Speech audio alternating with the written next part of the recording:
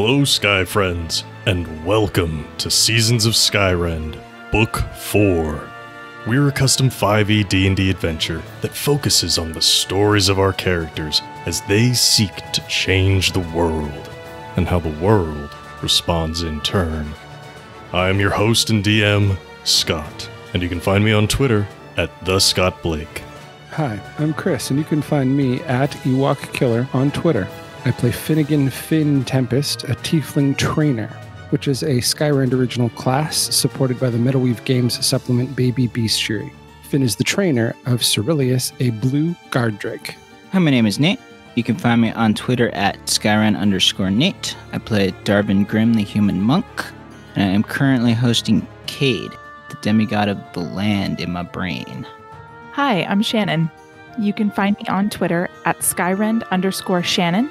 I play Arannis Grey, the god of rebellion, and I am a half-elf bard.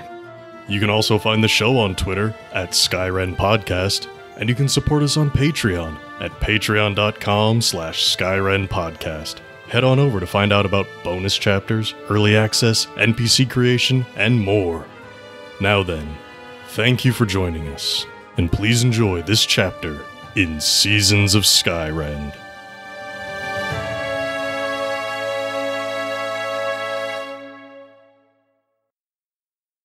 And then as far as other stuff goes, on Pusilla, you find some notes. These seem to be very shorthand notes, not in the sense that like she's writing in shorthand, but, you know, a couple words here, a couple words there. No complete sentences. But looking through them, you get things like trial partially successful, unable to connect with target, able to connect with others, strange body, but useful. On Seftina, though, you get a little bit more detail. I don't know if these are her own personal notes, but she does have more of a notebook rather than loose leaves. And these notes, I think, shed a little bit more light on the notes from Pusilla, and perhaps the drawing from Cabot. And they say, attempts to summon with pendants alone have not yielded expected results. The magic is working, but the ingredients aren't enough. We managed to pull an unknown creature from an unknown place. It put up a fight, but was easily killed. Chance of success better with more materials, more pendants, more flesh. One final note that you do find in here of interest is definitely less of a scientific note and more of a personal or hopeful note. And that says, once Nils is successful, the way can spread throughout the world. I'm guessing the way is capitalized. Yeah. The Way of Obligate Mortality. They definitely capitalized the W way. Mm-hmm. But it's hard to get more information from dead bodies. Mm. Oh, I think I've got a pretty clear picture. Okay. Or at least clear enough. Outside of that, they don't really have anything else on them. You know, they're in their home, so they don't need to carry a bunch. But there's also a bunch of things in here that could be used as melee weapons in case anybody wants one. That's up to you. I'm good. Darvin want a bone saw? I mean, Nice hooked blade? Kinda, but probably good. Okay. Would you like a jar with an eyeball in it? Actually, yes. You can have one. There are several. Yeah. What type of eyeball is in that jar? Do you know what creature it's from? Nope. Okay. Like the equivalent of like a wildebeest or a bison or something. Ooh. You know, some big herd animal. I'm curious. Wildebeest eye. Ooh, they've got that goat eye thing going on, where it's a little oblong. That sounds cool. That maybe we should go with that. Yeah. Bison's eyes are more just dark. I see what you mean. Wildebeests have cool eyes. Mm-hmm. So yeah, you find this jar, fits in your hand pretty easily, and it's got a pretty big eye on there, bigger than a human's eye, like bigger than your eye. A nice oblong iris. What color is the eye? Well, the ones on Google are all black. I know, but you want to be fancy. Yeah, so like, gonna be like purple. Yeah, purple wildebeest eye. That's pretty cool. Probably worth something to somebody. You could sell that as a magical component. You could try to use it as your own. Who knows? Maybe you could even try to put it in your own skull. Right. Who knows what wildebeest see? Okay. What's next, folks? Continuing on. More desecration of bodies. Leaving. We keep going. We press on. Okay. You press on. As you move through the monastery, it's getting quieter and colder. You eventually come to a small set of stairs. These lead up and to the roof. Darvin, have you spent any time on the roof of your monastery back in Karami? That's a good question. I'm going to say no. Okay. I was gonna say, it's a good chill hang sometimes. Good place to go smoke or just be away from everything. But okay. So you get to the roof. The roof is not entirely open air. Only part of it has been excavated from the ice and the snow above. Looking across the roof, there's definitely a doorway in the ice that leads to other alcoves, rooms. Could go up, could go down. Who knows? From here, you can't tell. But this is definitely the roof of the building. If you turn the other way, you can kind of see the front, peaked facade of the monastery. You can hear a little bit of wind. But looking out across the roof, there are definitely a few things to notice here. We'll start with the architecture. First, on the roof of this monastery is a giant carving of that overlapping diamond symbol. It's good 15 feet across, carved right into the stone. At each corner, same spots that had been circled on Cabot's little note, there's a column shaped like a bony finger. It has more joints than a typical hand does. Probably 4 joints in this finger, in each of these 6 fingers reaching up from the corners of this symbol. And they curl inwards across this symbol. They don't quite touch at the peak. There's enough room to walk in between them and go through or go into this symbol. In each of these fingers, embedded into each of them, you can see a glint from something embedded into each section of the finger. There are some extra runes carved around the outside of this, and a giant symbol in the center. Darvin, having not been up on your own roof, you don't know how much of this is typical and how much of it is not. But awaiting your arrival here on the roof, 3 figures. First up, there is Curio. They are a shape changer. They have tendril-like arms, which probably are not their own. There's Marston. He's a human. His legs have been replaced as well, with giant grasshopper legs. And finally, Finnigan, the one you recognize, General Nils Verages, the half-celestial who does not have his wings. He is dressed in a rather large poncho-type outfit. Difficult to tell what he has weapon-wise, appendage-wise, if his crew is any indication. But none of them look upset at your arrival up here. In fact, General Nils seems pleased. There are a number of torches lit around the roof, and a nice flickering orange light to the space. Nils steps forward a bit, a smile. Finnigan, so glad you made it this far. It would be a shame if one of the others were to have dealt the killing blow.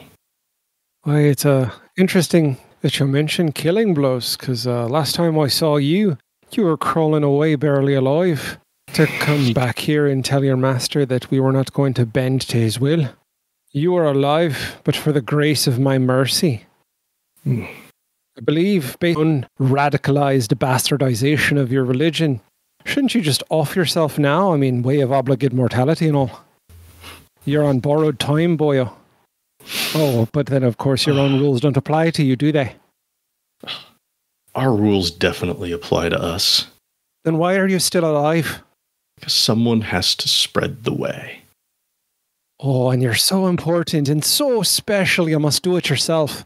So again, you bend the rules for yourself. You're a hypocrite. I guess I should not expect you to understand then, Finnigan. Oh, I understand clearly. See, what happens in this world is there are good men who abide by the rules and do what's right.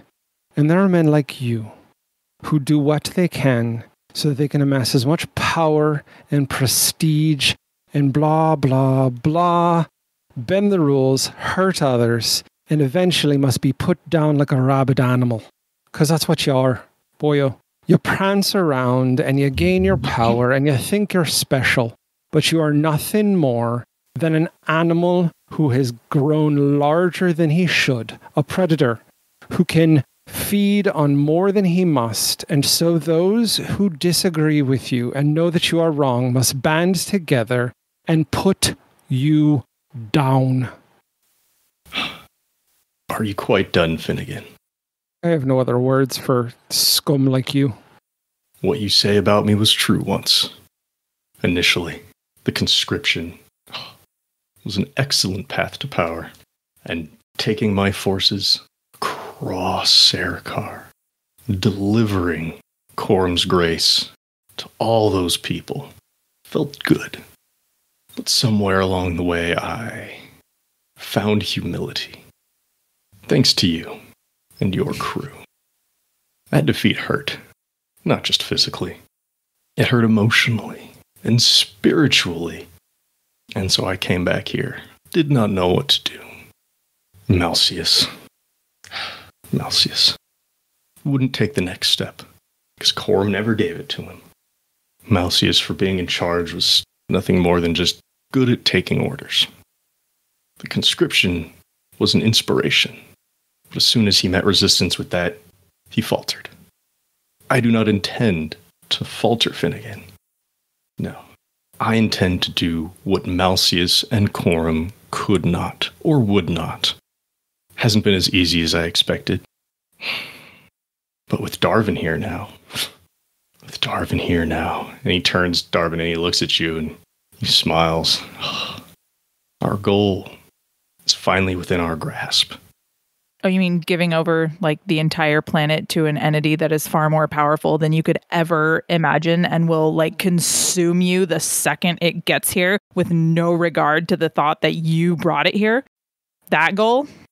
Are you talking about those vestiges? Them and their kind? No. That was unexpected. That was not the goal. Oh, but that's what you're going to get. That's what you're going to get, is that. And those are nothing. Those aren't even an appetizer to what you're actually going to get. No. They are a useful tool, but we do not need them. My God. You're such an idiot. No, we only summoned them because we didn't have enough. Can we clarify? Can I ask a clarifying question really quickly? Mm-hmm. Do we have proof that he's connected to the looming tomb? I feel like I want to clarify if we're making this jump or is this jump has logically been reached at this point. Dead vestige in a casket. Notes about summoning unexpected creatures. Okay. From his inner circle. It's a reasonable jump. There's no like, and today Nils summoned a vestige and talked to LT. Right. I don't know exactly what they're trying to do, right? But I know what they're doing.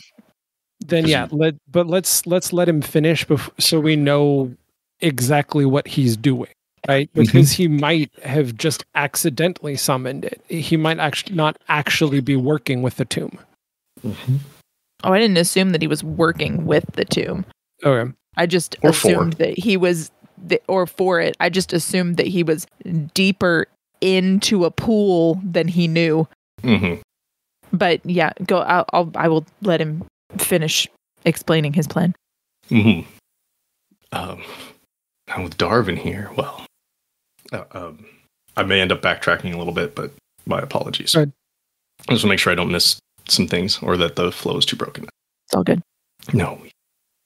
Summoning those vestiges was never the intent. It was only a partial success. This magic is new, certainly.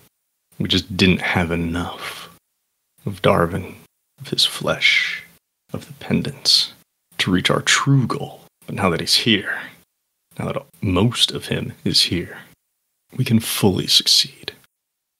We reached out. We just didn't reach far enough. Or we reached too far. It's hard to say. Magic is Not an exact science, of course. Mm-hmm. But that Finnigan actually does laugh out loud. Being it could be, but when you're wizard.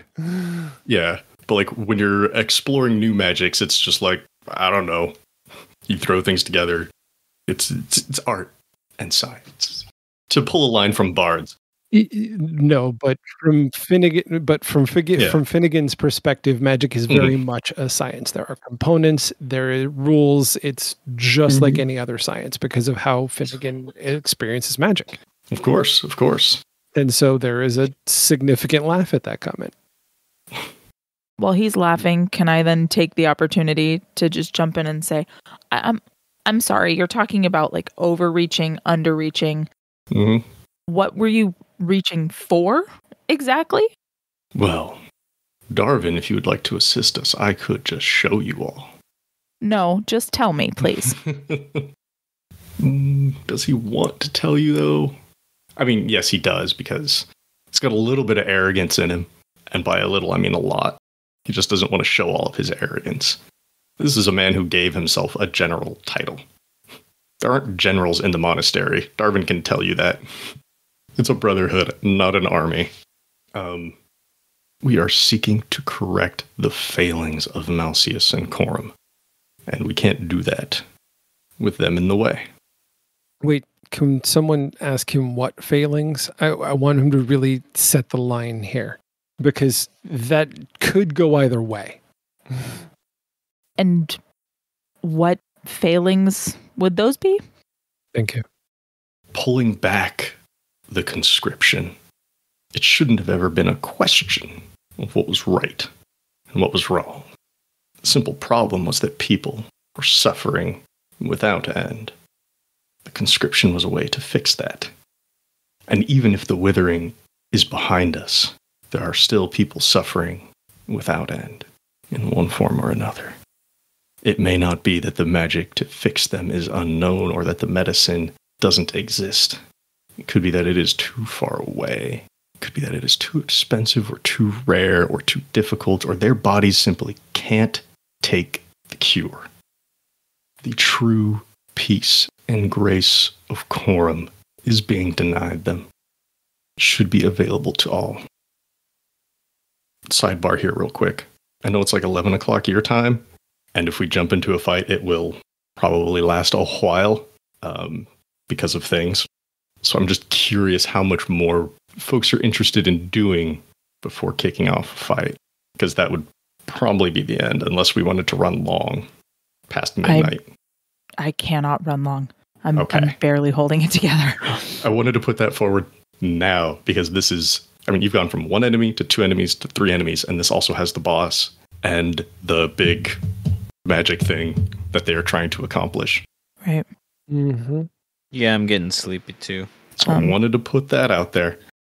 There are certainly like negotiations you could attempt. There are certainly magical things here to investigate. But if we want to not do any of that, if this is just getting to the point where he either needs to tell you or we need to fight, you can try to get him to tell you more, with some persuasion or intimidation or lying. Deception. That's the word. Deception. Whether you're playing into his plan or completely not. The only thing I would like to do and have been doing probably as he's been chatting is trying to understand what I can about the spell he's trying to cast. Like, I want to understand how fundamental the structures of this are. Like, because what I'm thinking of is like, I don't want this thing to go off while we're fighting. So if I can strategically tear down some of these columns, will that slow that down? Is it as much of like, if we were to destroy the runes, would that cause a problem? Like, I want to know based on my understanding of, because I'm like, I'm not going to be able to cast something right now and I don't want to burn it, but like, I am a knowledgeable wizard type person. Can I understand how this spell casting is put together? It certainly sounds like something that can be investigated during this time with some arcana. Mm-hmm. What about other people? Because I mean, that can happen on the side. We don't even need to get back into character for that. But is there? I mean, because I'd rather end on an in-character thing. But yeah, I only have a couple more questions maybe for him to see if he'll tell me stuff, but that's pretty much it. Okay. See if I can maybe, I don't know, persuade him, lie to him. I don't know. Darvin, what about you? Is there anything that you want to get out of this encounter before it gets physical? Only possibly providing Arannis with backup as far as, talking to them goes. Okay. I would say whatever you do for now, because we don't know how this thing works, don't stand in the middle. Smart. Don't stand where the X was on Cabot's note. Yeah, don't stand there. Where that X was. Don't stand there. Whatever you do. Okay. Yeah, I think all those things are possible. I mean, Darvin, you are part of their goals here, whether that's your flesh or your actual cooperation. Either way, it seems to work for them at this point, as far as you know. But let's start with the out of character thing first. Finnigan, how close are you getting to this thing to inspect it? Oh, I want to kind of do the I'm wandering over here while you're talking. I want to lean on this thing and listen to you. I'm trying to get as close as I can. Are you going to be leaning on those bony finger arches? 100%, because I feel like if I make contact, it can help. Okay. I want to know how sturdy is it? Is it, and are these runes clearly part of whatever you can tell me? Yeah. I mean, that'll all be based on rolls, of course. Of course. Okay.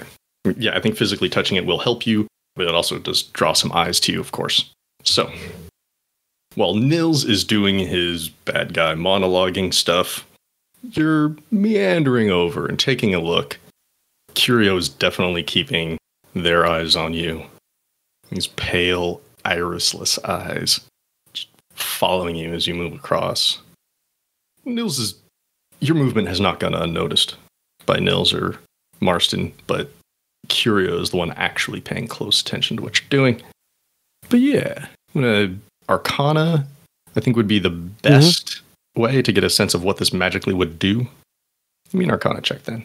Remind me, I have an inspiration. I can declare that after I see the roll, but before you tell me you tell me, right? If I'm going to use it? God, I always forget, because we don't use it too often. You guys sit on your inspiration forever. I've got it too. I think you just have to declare it, because it's like having advantage. Okay, that's what I thought. I'm going to use it because I want to make sure this goes off. Okay. So Finnigan expending his inspiration. I like it.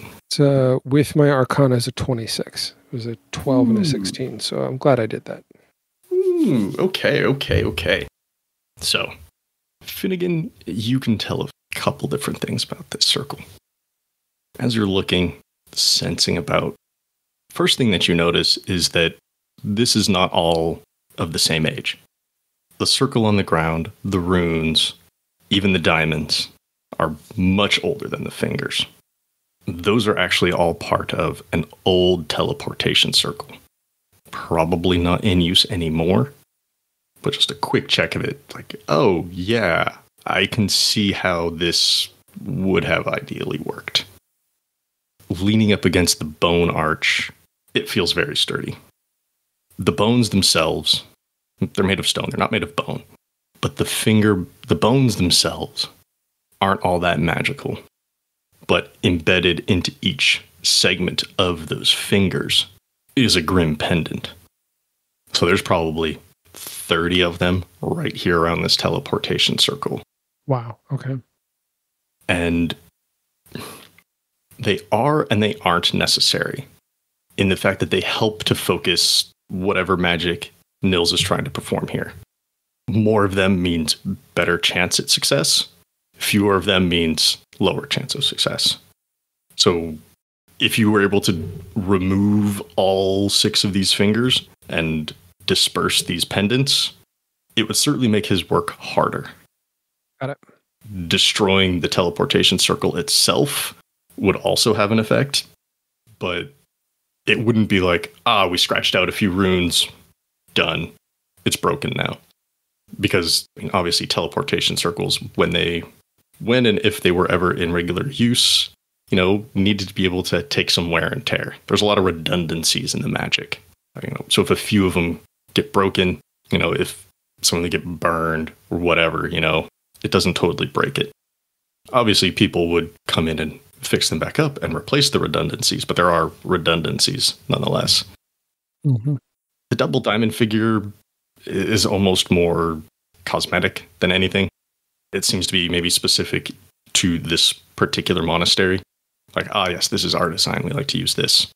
It's not tied to the Way of Obligate Mortality. Otherwise, Malseus wouldn't have been wearing gloves with them on there. Mm-hmm.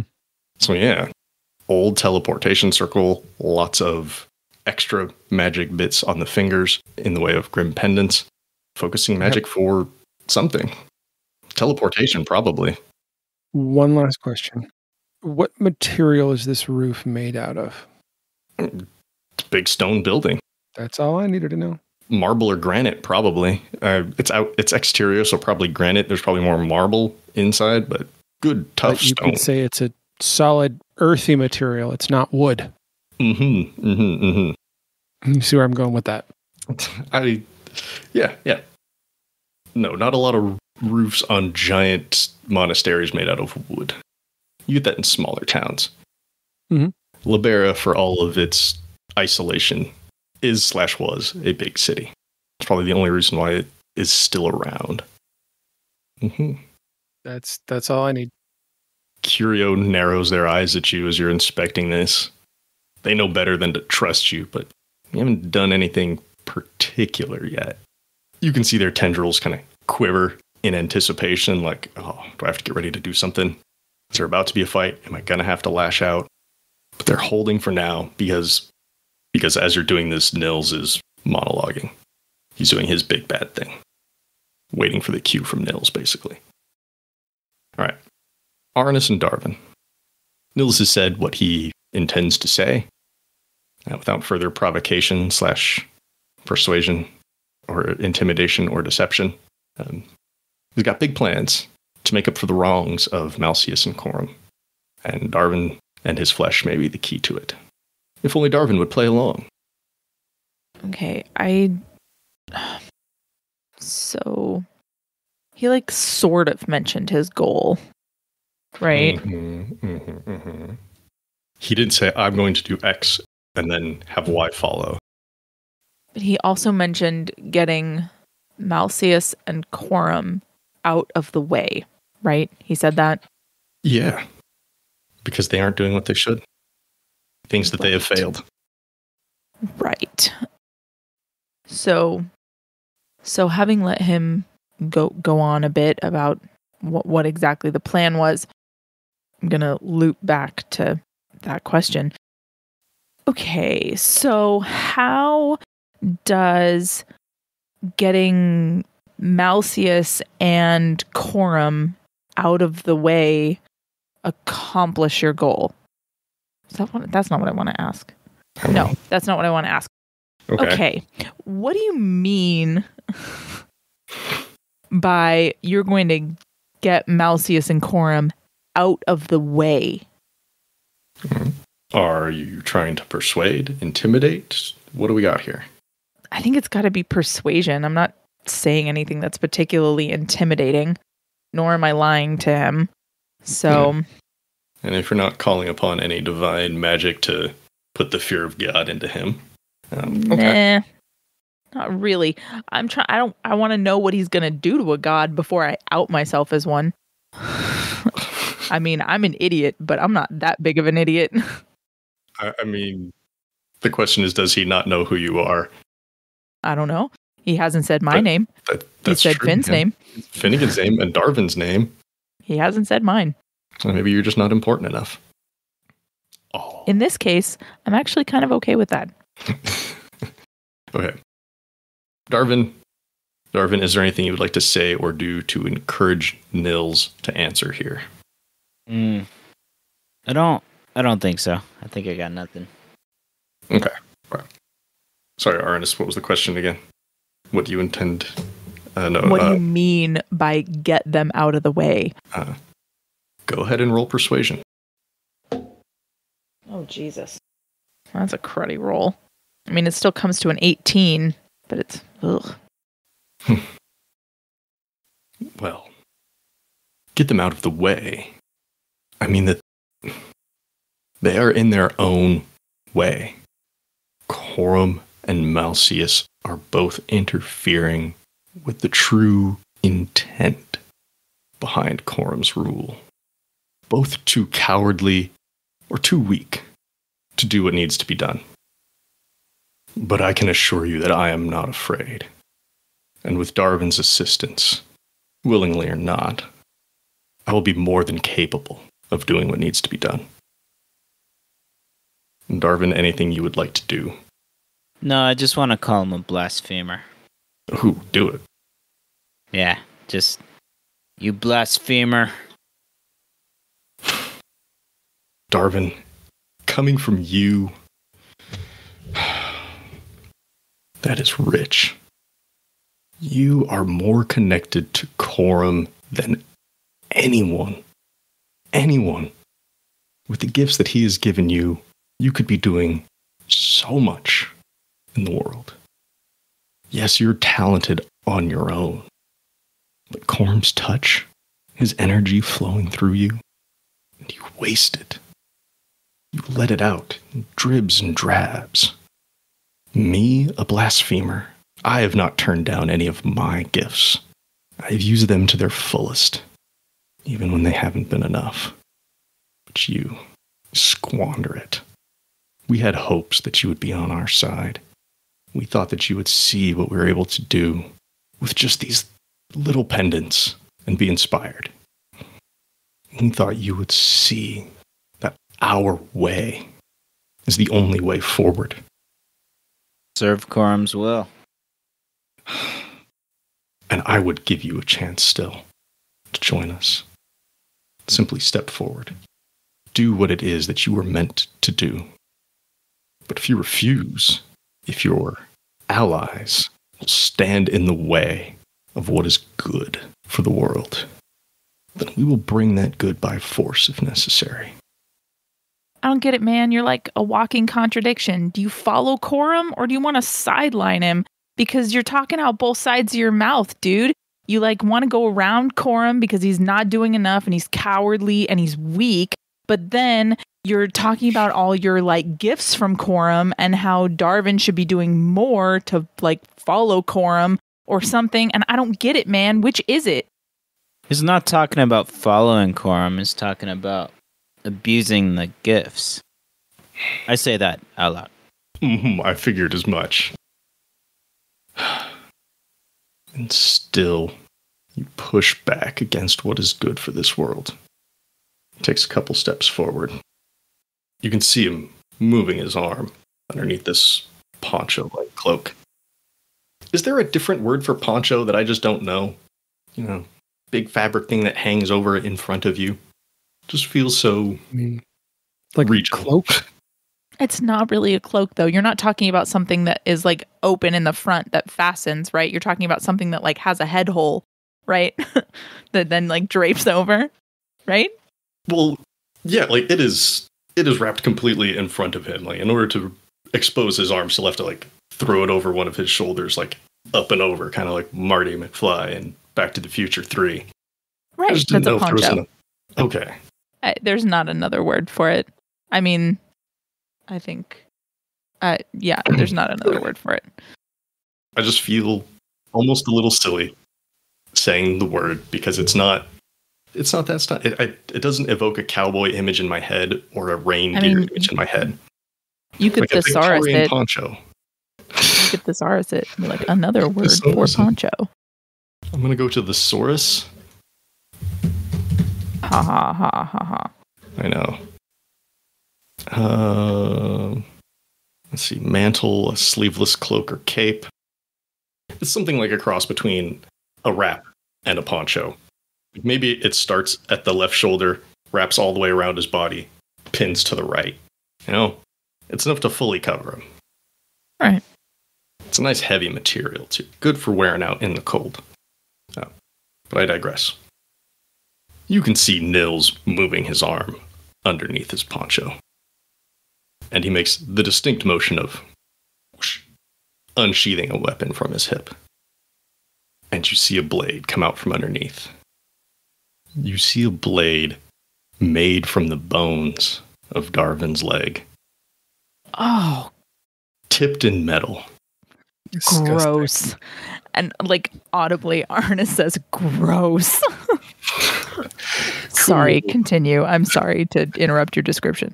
The bones are clean. Come on. No, just the act of it is disgusting. Gross. You actually can't harden bone to be as good of a weapon as metal, so it definitely has to be magical. Oh, absolutely. And the fact that it's from Darvin's leg. Compounds it. Yeah, I know. I mean, it's not inscribed like property of Darvin, but come on. And it's not like the bones were taken apart, put back together. Oh, yeah. Please use that magical weapon made out of bone right now. Please do that. Oh, he 100% is. Like the tibia and the fibula have not been rearranged. It's just tipped with metal, and there's wire wrapped around it in a crisscross fashion, kind of holding it and reinforcing it. And he's holding on to the handle of it, and a makeshift hilt attached to it. Darvin, you can practically sense it when he pulls it out like this. Know this. When I tell you that Malseus and Coram have not done enough, I do not mean to inspire them to act. Their time is past. They just don't know it yet. And with that, we'll bring this chapter to a close. But the story will always continue. Thanks again to all of our Patreon patrons for your support. If you'd like to become a patron, go to patreon.com/Skyrend Podcast and pick out a level that's right for you. Before we go, I'd like to give special thanks to everyone at the $5 and up tiers. At the $5 City Council level, thank you, Shannon DeMello. At the $10 Mayor level, thank you, Christopher DeMello. At the $15 Governor level, thank you, Phoenix Bryan and Sierra Jones. Thank you for listening to this chapter in Seasons of Skyrend. If you like what you heard, please leave us a 5-star rating and review on Apple Podcasts or wherever you find us. If you want to chat, we're on Twitter at Skyrend Podcast. You can join our Discord server, or you can email us at skyrendpodcast@gmail.com. You can also find us online at skyrendpodcast.com. As always, thanks to Daryl Barnes for creating our theme music. You can find them on Twitter at DarylBarnes_. We also want to thank the talented at Gabby_Desu on Twitter for our fantastic podcast art. Thanks again for joining us. We'll see you next time on Seasons of Skyrend.